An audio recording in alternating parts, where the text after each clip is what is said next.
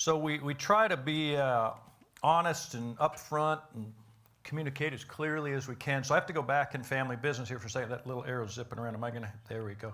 Just back a little bit. Okay, here we go. Judy said we have the best stew on the planet. This isn't the picture of it, because there are not peas in stew. See? So if you're planning on coming and you saw that picture, go, I kind of have peas in their stew. We will not have peas in our stew. So, all right. Don't make a liar out of me. Whoever's bringing stew, don't make a liar out of me. No peas in stew. You can have a little side dish of peas. No, don't even do that. No peas. My mouth stopped. Yeah, I did. It was clearly a meaningful prayer.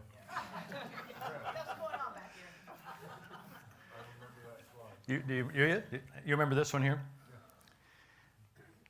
The next 2 weeks, I'm going to do a two-part series. I don't know if it's a series when there's two parts, but it's two. I guess it's a two-part series on the fingerprints of God. The first section today. It's actually a pretty simple sermon, and if you feel like, oh, man, I've heard that, I know where that's going, I'd ask you to try and stay with me. Some of the stuff I'll share, I've shared before. Others have too. There's not going to be probably anything new in it. But it did feel like it's where God wants us to step into this year. I was thinking about it this morning. I don't know what the date is actually, but it already doesn't feel like a new year to me. I don't know if it does to you. Usually the first week of the new year, it's like, oh, it's a new year. And after that, it feels like an old year. But when I was working on, okay, Lord, what do you want me to present for the next couple of weeks? I felt like He wanted me to do this two-part series about the fingerprints of God. And what that title is in referencing is simply that the creation in every aspect of it shows us God. And I could really end the sermon there. I won't, but I could. The Mars lander, I don't know if you're familiar with that. It's called the InSight. It launched in May of 2018, took off and flew to Mars, and it landed on the surface successfully, which just in that is astounding to me. I have a hard time parking in my carport, and we can send a ship all the way to Mars and land it and then have it send us pictures. That's amazing to me. It sent us this picture, which apparently there's one dwelling on Mars because there's this little hut there. That's what I thought when I first saw it. I was like, well, we found life. But it turns out that's actually like this little base unit that it runs its information back through and sends information back. And so it sent this photo a couple of days ago, and then it sent a message. And you know how they do stuff on the internet. They'll stick a headline that is a lunar or Mars lander sends mysterious message, which turns out to not be true. But the message it said was this: my power's really low, so this may be the last image I can send. Don't worry about me, though. My time here has been both productive and serene. If I can keep talking to my mission team, I will. But I'll be signing off here soon. Thanks for staying with me. And I heard that, and I got choked up. This robot, all by itself, millions of miles from home, dying on the desolate plains of Mars. And I mean, seriously, it's like, you know those dog commercials they play that they've got, Enya or somebody singing, and they're just maliciously trying to make you sad. I will never support a lost dog again because of those commercials. They're totally manipulative. And I read, and finally I got past my emotionalism, and I was like, this is an outrage. Some programmer somewhere planned 5 years ahead of time to make me sad. Because this was not made up by a robot, it was made up by a programmer. It's okay, on its last message, I'm going to have it send out this heart-connecting, I'm dying message. I felt used. I'm writing NASA tomorrow. Abused me that way. I've always liked space. I love things about space. There's something about it that's always caught my imagination. Space is everywhere. You ever thought about that? Wherever you go, there's space. Right here.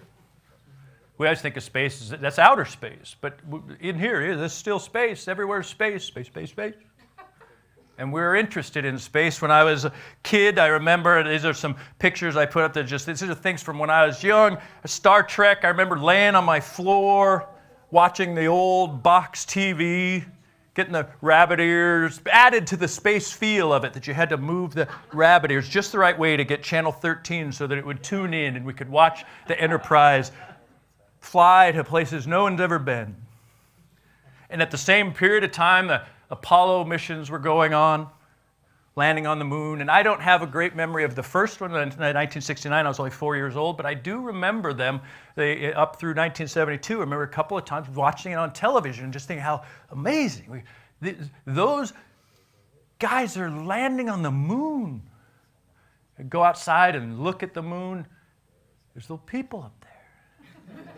Crazy to me. And Star Wars came out later. I was captivated by Star Wars. Out of the bottom corner, that's anybody know the one that's in the bottom right? Yeah.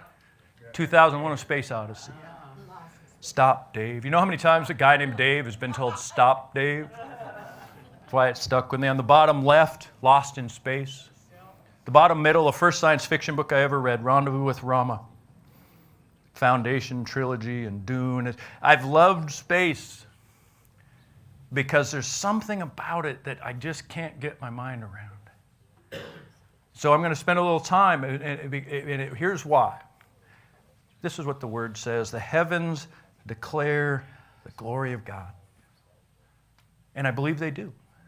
That the heavens declare the glory of God. Now, when we talk about the heavens, there's different ways to talk about them, but this is a picture from space of Earth. It's interesting to me that it actually looks a little bit like stars. But when we see the earth from above it, it gives a sense of smallness. At least to me. Now, to understand space at all, you've got to understand the speed of light. Speed of light travels at 186,000 miles per second. That's fast. 186,000 miles per second. The Earth is 24,900 miles around. So if I turned a flashlight, if we could flatten the Earth out, I turned a flashlight on and poof, shot it straight, we'd flatten the Earth out. It would cover 7 Earths in 1 second. Poof. Within 1 second, 7 flattened out Earths, end to end to end to end. Those guys on the moon, if I had a flashlight that would get there, I point at the moon, I turned it on. 1.5 seconds is all it would take to get to the moon. Speed of light's fast. And the only reason that you need to understand that is we measure the distances in space. I'm not.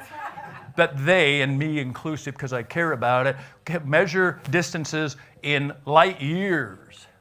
How far light will go in a year. Now, the closest star to us, people think that it's Alpha Centauri. It's not. It's Proxima Centauri, which is right near it. It's not nearly as bright. So we give a little bit of credit that's not due. But that star, 4.3 light years away, 4.3 doesn't sound like much until you actually measure it out, and it is 25,300,000,000,000,000,000 miles away. It's a long drive. 25 trillion. See, we're already into numbers that my brain can't get around. 25 trillion miles just to get to the first star. So now when you look at Alpha Centauri and then Proxima, they're pretty close. You can see them better from the southern hemisphere. Occasionally when you're in the north of this part of it, you can see them. But this is where they're at. Hope that's helpful. But this is what's out there. Those are all stars. If we're just looking for the 2 close ones, this is what you see.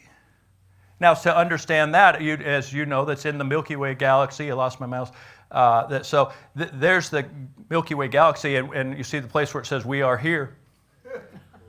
That's where we're at. In case you get lost, you can get back home. 100,000 light years across the Milky Way galaxy is. That's a long ways too. So when we're thinking about the Milky Way galaxy, and then we're thinking about those two stars that are close, and then that's just 4 light years away, and it's 100,000 light years all the way across, and we're way past anything human beings can understand, at least me. I don't get this. I can't understand it. When I see the Milky Way, they say, oh, you go out late at night, away from city lights, you can see the Milky Way. And you can. But I still don't picture this. I picture the stuff on the side there. I picture this. But the Milky Way galaxy has 100 billion stars. 100 billion, maybe. That's the low number. They say it's 100 to 400 billion stars. Just like ours. There's only 8 billion people on Earth. So that's 15 stars per person. If everybody gets a few. That's a lot of stars in that galaxy. So now when we look at this picture, we go, the stars kind of got spread out. No, this is a very shrunk down little tiny picture, and some of what you see there are stars. The little tiny specks that barely show up for you, those are stars. But all the things you can see that are colorful, those are galaxies. Like the Milky Way galaxy. That little snapshot is about this big of a telescope taking a picture of the sky and then blowing it up. It's about a centimeter square for you and me, as if we were trying to just parse it out of the sky. And and here's why. Because there are 125 billion galaxies in the observable universe. The things we can see, 125 billion galaxies that all have 100 to 400 billion stars in them. And if you're still tracking, you're insane. What do you do with that? Now, the estimate keeps changing on stars and galaxies out there, but right now they think beyond the observable galaxy that there's somewhere around 2 to 6 trillion galaxies, which means there's far more that we can't see than we can see. Now, there's some place in here where people who don't believe in God go, see, if it was only a few galaxies, maybe a God could do this. But that's too many for anybody to make. And I agree. It's too much for anybody to make that I can understand. But it's also too much for anybody to not make. Right? It's not any more believable to me that it happened by chance than it happened by some dude that did it. Well, I have to, at some point, go, if there's a God that can create just me, it's not too much for me to believe that there's a God that can create all of this. Because creation by itself is unfathomable. Have you ever tried to create anything? Try this sometime. I do my banking online. Open up your bank account and try to create more. Just give it a good stare. Just one more dollar. We're not talking about making billions of dollars. That would take somebody bigger than you or me, but just try to add one.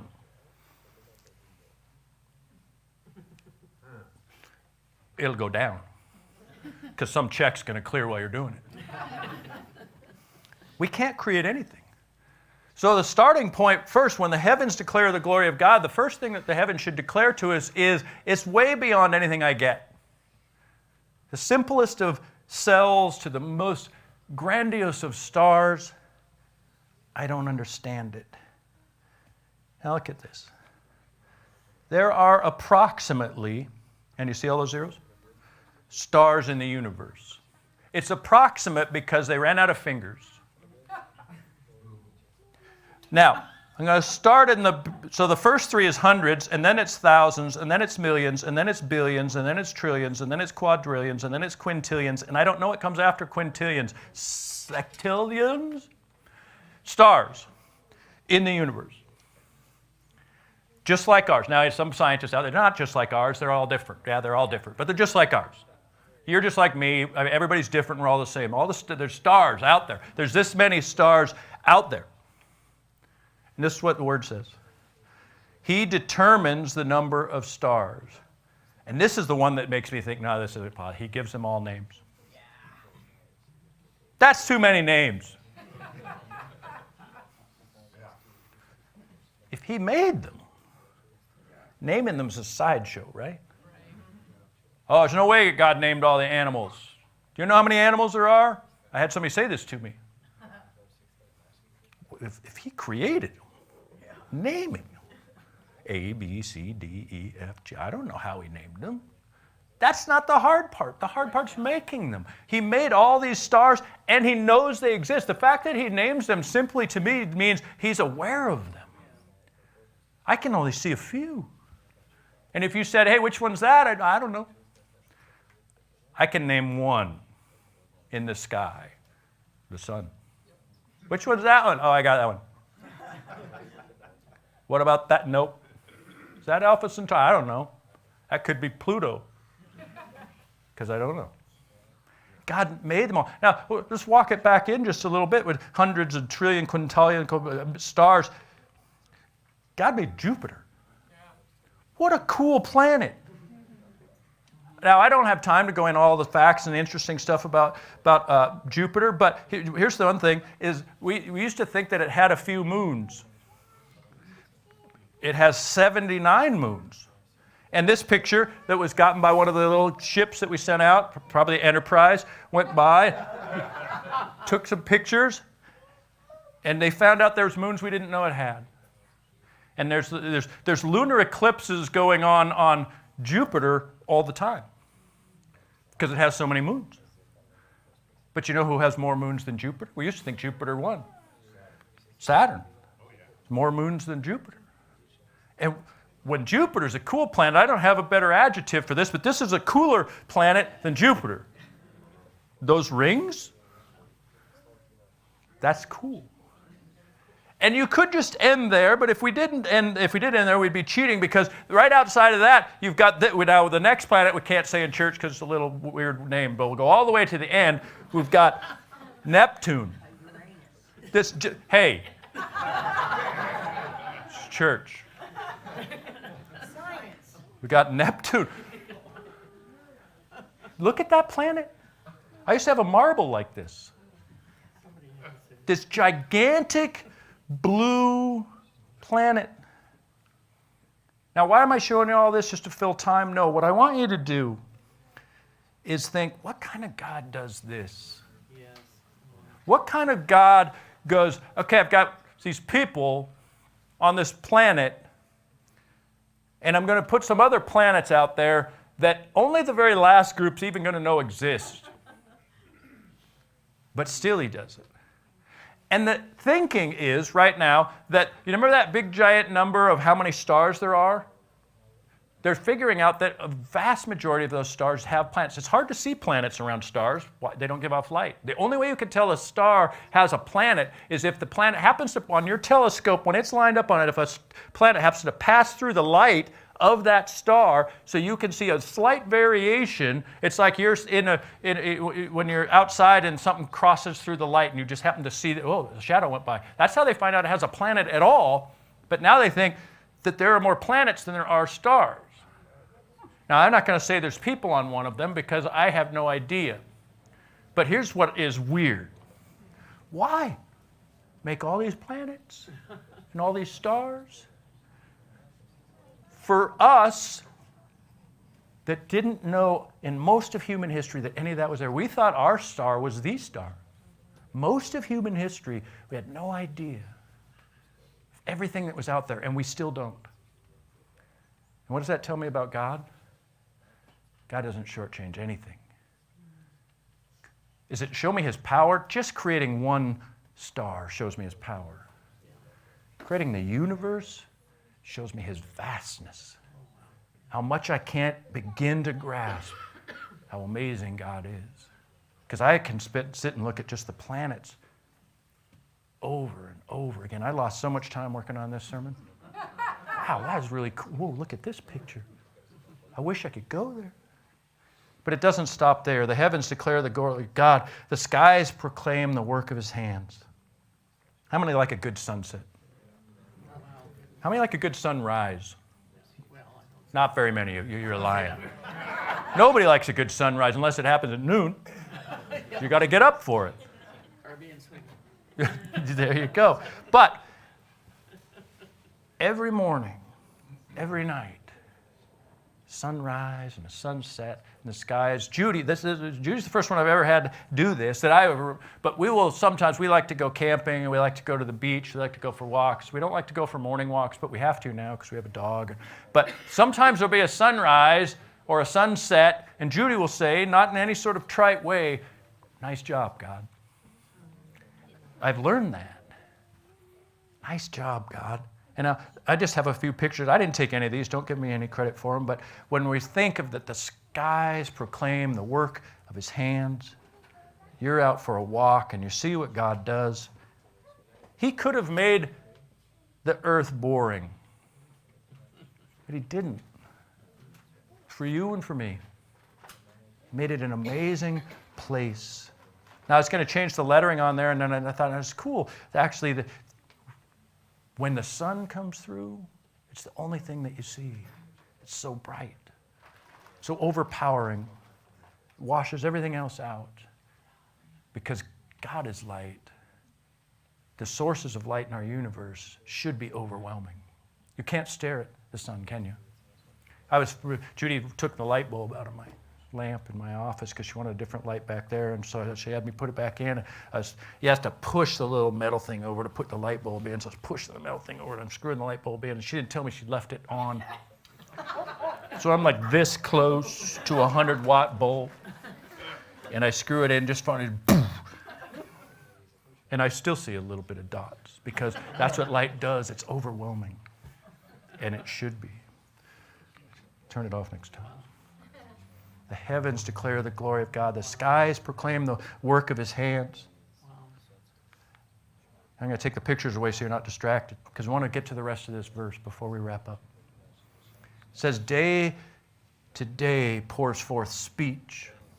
It's talking about the creation, pours forth speech. And night to night reveals knowledge. But what about God? Day and night, the creation is telling us about God. Now it goes on, in case you're a literalist, it goes on. It says, they have no speech. They use no words. No sound is heard from them. The sun rises. I don't hear the voice of God saying, hey, I did that. I hear the voice of my wife saying, hey, he did that. But I hear creation saying that God is great. That God is unbelievably beautiful. Unbelievably creative, unbelievably capable. And you, Dave, you keep saying unbelievable. Yeah, I do. Because it's so far beyond my little limited ability to believe. I'm surprised again and again and again. When I was putting together the numbers for this, again, I'm surprised. The universe is so huge. Creation so amazing. See what it says here? Yet their voices go out into all the earth. Their words to the ends of the world, the beauty of God, the creativity of God, the expansiveness of God, the power of God, all in the creation for us to see with no words. No words, but an overwhelming message. This is what it says in Romans 1:19, for his invisible attributes, namely his eternal power and divine nature, have been clearly perceived ever since the creation of the world. Now, look at what it says there, namely his eternal power. It takes power to make all of this. It takes power to keep it all running. It takes power to keep you alive, me alive, and the earth turning, the sun rising. It doesn't just happen. I've had people say, I don't know how much God interacts, but I think God just kind of got the universe going and set it in motion. It would stop like that if God didn't sustain it. If God didn't keep it going through the immanence of his power, it would instantly cease. I believe that. I think Scripture actually says that. in the things that have been made, his eternal power and divine nature are clearly seen. Doesn't matter if you're looking at Saturn, if you're looking at the sun, if you're looking at a child. The unbelievable God that we serve. What's my point? The subtitle of this sermon was The Evangelism of Nature. That's what nature's doing. It's evangelizing the earth every day. Every child that's born, every tree that grows.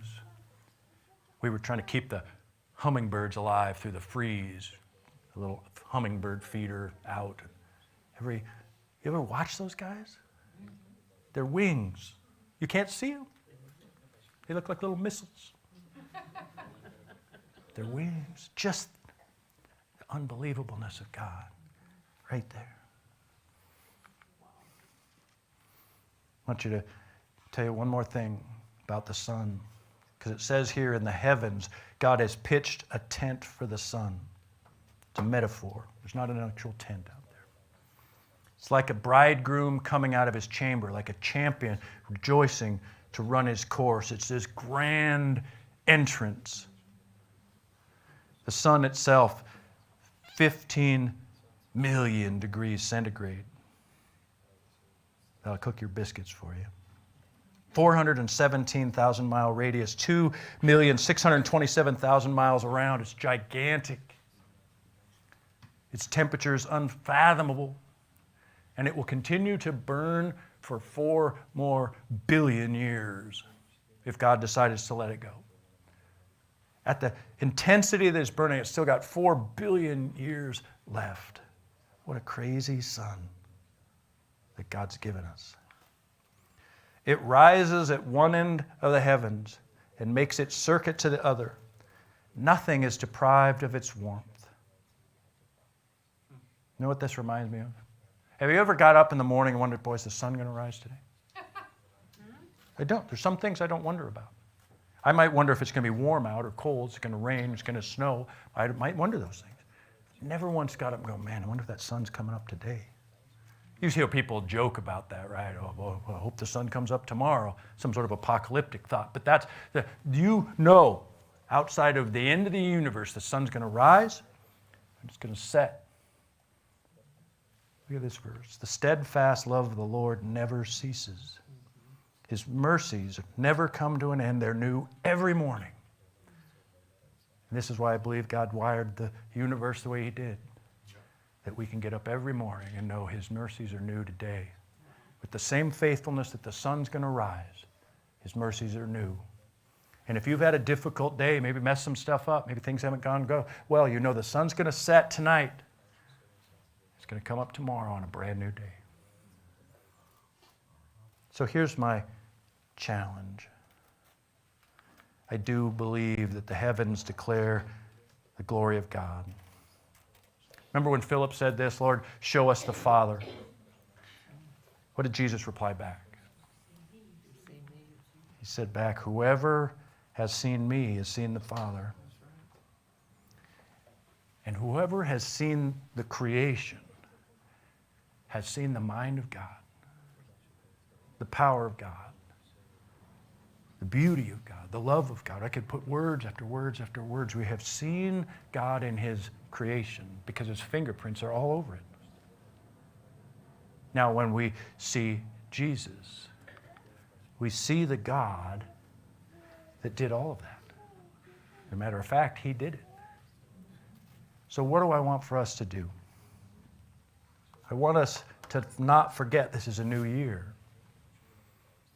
And I would like for you to consider taking this year to focus on the fingerprints of God. Next week, we're going to talk about the fingerprints of God in mankind. But this week, I want you to consider, if this is for you, to take time to internalize the creation that God's given us and the things that it says about him day by day. And I think you can find this not just out in the woods. I think you can find this in the inner city. We don't have time to go into all the different ways and places, but I was walking through a city several years ago and I remember seeing in a brick wall a little fir tree growing. I thought, that's weird. But somehow seed had gotten into the mortar of the bricks and started to grow. And it stuck with me. That says something about God. That says something about God. For you, maybe not. For me, it did. I believe what God's going to ask us to do this year is focus on getting to know Him more. Who is He? What's He like? Why I like so much The Chosen is better than anything I've ever seen in media. It gives me a little window into the person of Jesus that the Bible does, because it's all biblical, almost all of it in the show, but to personify it in a way that I can watch. And I believe that the creation does the same. What an amazing place God's made us, for us to live. Let's pay attention this year, see what we can learn about God and His fingerprints on the creation and on mankind. God, I'd ask that You would help us. There is nothing that we want more than to know You better. And You tell us that Your very creation speaks about You. Help us listen. Help us have eyes that see, ears that hear the words of the creation. Not in some metaphysical, mystical way, but in the truth of who You are that can be seen in what You've done. Help us.